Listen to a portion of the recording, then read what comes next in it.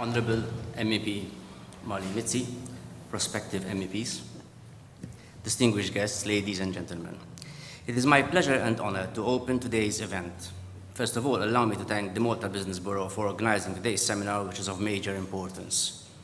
We are eager to hear the views of the MEP candidates during the panel discussion, which will allow us to further expand on today's subject, namely debating the real European issues. I cannot agree more with Vanessa's opening remarks. There is no doubt that during the electoral campaign for the European Parliament elections, European issues tend to take second place over more localized issues. This is also true elsewhere in other European member states, where national interests tend to overtake European ones. This might also be symptomatic of the fact that European citizens feel a certain detachment from European institutions as a whole, and there is an element of voter fatigue, especially in other member states. Therefore, I start by saying that all the 6 MEPs elected on behalf of Malta will have an important role to play, not only in representing national issues within the institution and their respective parliamentary groupings, but also in making the local electorate aware of the wider European issues being discussed within this institution and the eventual implications on the individual member states, including Malta. Communication on your part is key. Here, I specifically refer to all the candidates running for office. Whoever is elected needs to keep close contact with his or her grassroots back in Malta and communicate the wider implications of the real European issues. The Maltese and European voters cannot remain so apathetic to the European institutions, as decisions taken in Brussels and Strasbourg are ultimately impacting their daily lives. We need to re-energize the original vision of Schuman, De Gasperi, and Adenauer, in which they wanted to build a strong Europe made of nation-states collaborating on economic, political, and social issues. A Europe, may I add, which makes a difference to its citizens, and not a Europe made up of bureaucrats which lead to further apathy towards it. Allow me to mention one of these so-called real issues which need to be discussed at European level. The Malta Chamber has, during the past weeks, highlighted the business needs for European policymakers to pass from words to action and to put in place a strong, growth-oriented policy environment for continued recovery across Europe. At the same time, we must ensure that Malta must not lag behind fellow member states. In line with our European affiliations, namely Eurochambre and Business Europe, the Malta Chamber is trying to ensure that the business priorities for Europe over the next 5 years are highly visible during the electoral campaign. Following the elections, these priorities will need to be followed up by the elected MEPs. One matter which definitely requires attention on a European level is that of competitiveness. Competitiveness is a function of several factors, both internal and external. At the same time, competitiveness can also be hampered by specific bottlenecks or internal factors.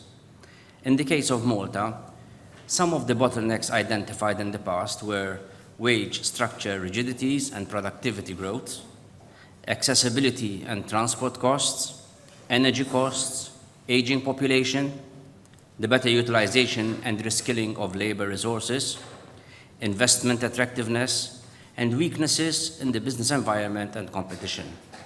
These target issues are all encompassed in the Industrial Compact, what we know as an industrial policy of a country, but encompassed in the Industrial Compact document presented to the presidents of the 3 European institutions by Business Europe at the beginning of February.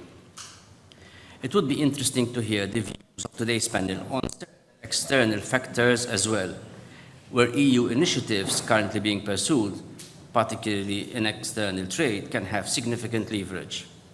One such initiative is the launch of the free trade negotiations with the US, and another is the investment protection agreement with China.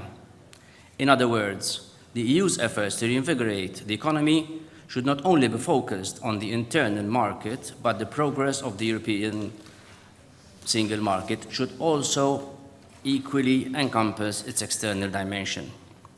Here, the need for the EU to relaunch deeper economic and trade dialogues with North African countries would be a sensible recommendation given the EU's almost total focus on the Eastern neighborhood. The Malta Chamber must emphasize the need for local MEP candidates to pursue competitiveness-enhancing policies, which will better enable Malta to compete on the European stage and beyond. In so doing, we would be able to create more and better job opportunities in our country and ensure an enhanced socio-economic balance for our people. We feel, as a Chamber, that in Europe, as well as in Malta, we need to be more considerate to ensure the right balance between social priorities and economic ones. Maltese entrepreneurs operate in a small and dynamic economy, and we have always regarded European Union membership as a medium to overcome our limited economies of scale. Our Chamber now views the European Union as a source of direction towards competitive business and an innovative economy. The European Union, on its part, must endeavor to ensure consistency and give priority over competitive and expansionary policies without compromising economies, with burdens related to the social dimension that hamper economic growth. In our view, Europe's social model is not sustainable unless we allow our economy to grow large enough to sustain our ever-increasing social demands.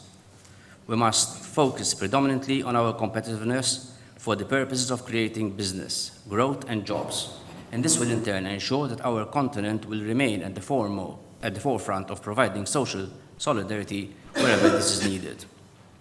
We cannot escape from the stark reality that it is the productive economy which pays for the social model. We must never lose focus of this fact.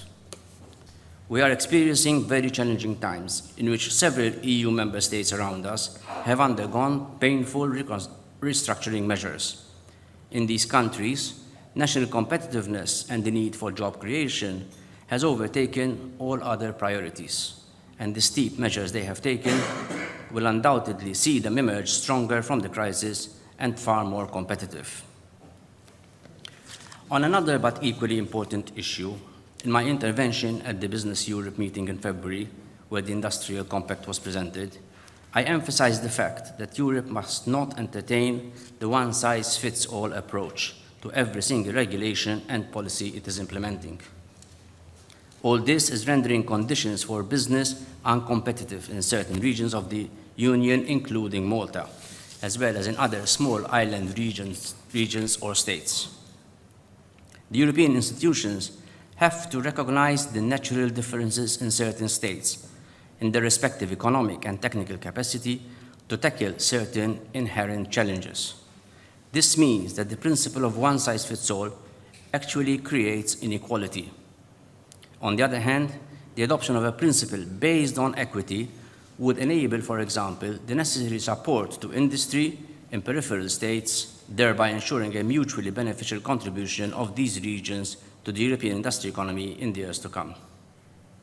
In conclusion, I would like once again to thank the Malta Business Bureau for inviting me to open today's event and for giving me the opportunity to raise these important points on behalf of the business community. I cannot emphasize enough that the country's competitiveness is our Chamber's main priority for the reasons I explained at the outset, and I very much look forward to the debate this morning. Thank you. Thank you.